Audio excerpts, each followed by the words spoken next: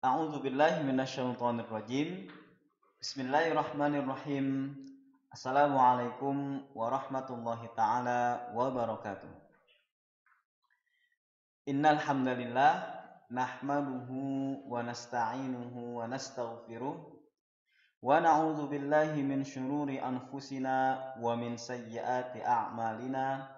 May yahdihillahu fala mudhillalah wa may yudlilhu fala hadiyalah.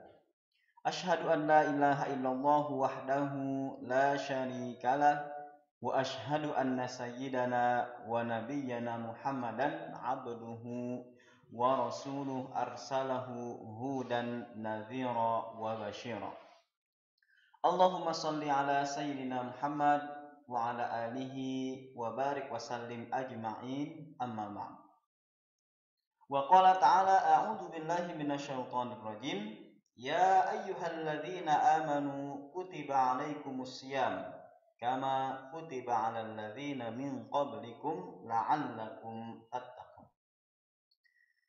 Sahabat Madinah yang dirahmati oleh Allah Subhanahu wa taala, di awal tentu kita bersyukur kepada Allah atas segala limpahan karunia kemudian anugerahnya. Allah berikan kita kesempatan, Allah berikan kita inayah, dan yang paling penting bahwa Allah Subhanahu wa taala masih memberikan kita rasa kesadaran, yaitu keimanan yang sangat penuh bahwa kita yakin dengan seyakin-yakinnya bahwa Allah adalah Tuhan yang Maha Esa. Maka dengan kita mengakui Allah sebagai Tuhan, dan dari sinilah kita bisa melaksanakan ibadah yang selalu kita laksanakan setiap tahunnya, yaitu Shaumur Ramadan penuh dengan keberkahan. Tentunya dengan salawat dan salam selalu tetap tercurahkan kepada Sayyidil Wujud Afdhali kulli mawjud Rasulullah Muhammad sallallahu alaihi wasallam, yang mana tentunya sahabat yang beliau wariskan ilmu-ilmunya, kemudian diwariskan lagi kepada para tabi'innya, kemudian diwariskan lagi kepada para tabi'ut tabi'in, dan tidak berhenti sampai di situ, ternyata kepada para ulama, ada dari ulama mufassirin, ada ulama muhadditsin, ada ulama musannifin, kemudian terus tersebar ke seluruh penjuru dunia, sehingga alhamdulillah kita termasuk orang Indonesia bisa merasakan nikmat dari baginda Nabi, yaitu nikmatul ilm, yaitu ilmu min ulumid diniyah. Maka mudah-mudahan ketika kita selalu istiqomah berada di jalannya dengan mengamalkan terus sunnah-sunnah yang selalu Nabi contohkan, maka itu tandanya kita bisa dikumpulkan lagi di yaumul mahsyar bersama baginda Rasulullah Muhammad sallallahu alaihi wasallam. Sahabat Madinah yang dimuliakan oleh Allah Subhanahu wa taala, terlintas dalam benak Al-Fakir bahwa hari ini akan kita bahas tentang etos kerja seorang muslim. Kemudian ada ayat yang ini sebenarnya sangat familiar yang kita hafalkan, yaitu ayatnya adalah A'udzu billahi minasyaitonir rajim. Innal ladzina amanu wa 'amilus shalihati ulaika hum khairul bariyah. Kemudian di ayat lain juga di surat Al-Buruj, A'udzu billahi minasyaitonir rajim. Innal ladzina amanu wa 'amilus shalihati lahum jannatu tajri min tahtihal anhar dzalikal fawzul kabir. Nah, jadi dua ayat ini berfokus kepada iman dan amal. Jadi apa? Iman dan amal. Maka dari sini para ulama bersepakat bahwasanya akan selalu terhubung, akan selalu berkaitan antara keimanan seseorang dengan etos kerja seorang muslim khususnya, dan umumnya mungkin seluruh manusia, siapapun berada atau dimanapun berada. Artinya apa? Bahwasanya ketika seorang muslim sudah dilandasi rasa iman yang sangat kuat kepada Allah, maka seharusnya etos kerjanya pun sangat sudah profesional, sudah sangat mumpuni, dan pastinya adalah sudah sangat terlatih, dan ini perlu dengan pengalaman-pengalaman yang mendalam. Tetapi selalu dari sini Al-Fakir mengingatkan bahwasanya iman adalah fondasi yang paling utama. Karena dengan iman tentu kita mengenal Allah, kita mengenal para nabi dan rasul, para malaikat, kitab, kemudian kita tahu akan adanya hari kiamat, tahu bahwa ada takdir baik dan takdir buruk. Maka ketika 6 komponen iman ini sudah terikat, sudah sangat kuat di dalam hati kita, apapun yang kita jalani pasti penuh dengan pertimbangan. Contoh, ketika kita tahu bahwa iman kepada hari kiamat ini memiliki arti adalah akan ada namanya pertanggungjawaban kita di hadapan Allah. Nah, maka dari sini bahwasanya apa? Ketika seorang muslim dia bekerja pagi, siang, sore, bahkan mungkin ada yang sampai malam, apapun profesinya, tentunya di hadapan Allah inilah yang akan dipertanggungjawabkan. Maka tentu ketika sudah tahu adanya pertanggungjawaban, maka seorang muslim yang baik pasti mencari harta dengan cara yang halal. Kemudian diridhoi oleh Allah tentu dengan cara-cara yang baik, tidak melanggar aturan syariatul Islam. Ini yang pertama. Kemudian yang kedua adalah hadis yang diriwayatkan oleh sahabat atau istri Nabi juga, Sayyidatuna Aisyah radhiyallahu anha.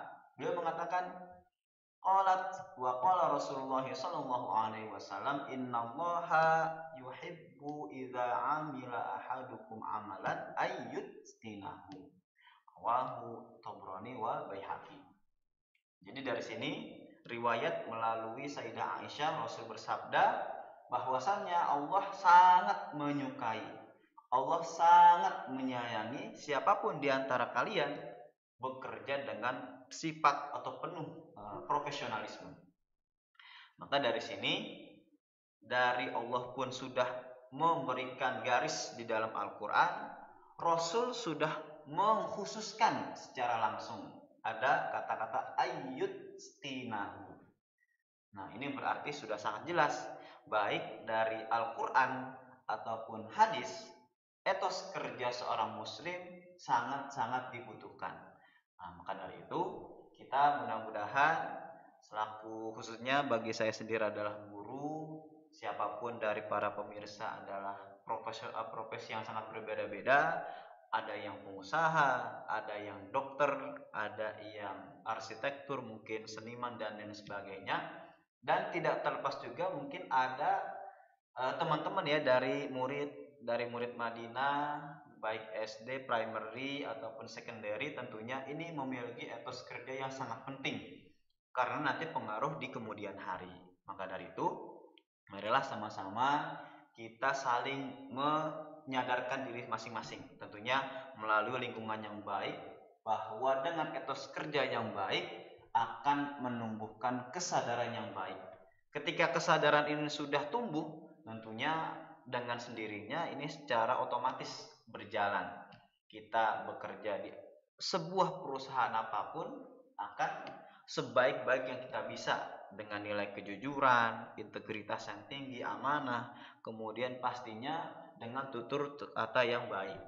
Ini berawal dari iman pastinya. Kemudian kita sadar adanya etos kerja seorang muslim, dan dari sinilah terlahir generasi bangsa yang penuh dengan kesadaran tinggi kepada Allah Subhanahu wa taala sebagai sang pencipta, Nabi kita Muhammad sallallahu alaihi wasallam sebagai orang yang tentunya suri tauladan, kemudian para malaikat yang kita yakini berada terus di sekeliling kita sebagai mungkin bahasanya CCTV ya dimanapun berada.